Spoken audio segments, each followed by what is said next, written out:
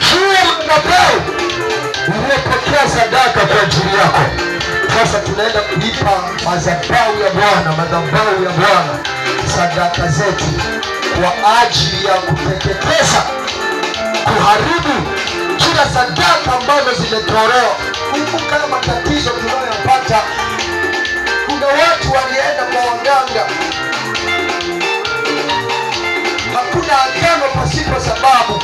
Waliagana kwamba huyo asizaa, walitoa sadaka. Sasa hiyo agano livunjike, lazima sadaka iwepo.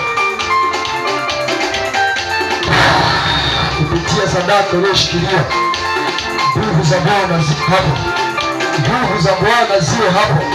Kupitia sadaka hiyo uliyoshikilia kwenye mkono wako saa hii, kwa jina la Yesu, mikono inafunguka. Walikufunga mikono kupitia sadaka, walikufunga miguu kupitia sadaka, kwa jina la Yesu Kristo.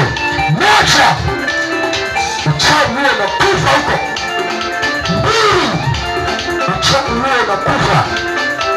Tatu, uchawi huo unakufa kwenye madhabahu hiyo. Nasema uchawi huo unakufa, na baadaye utakuja kutoa ushuhuda hapa. Nne, kwa jina la Yesu Kristo.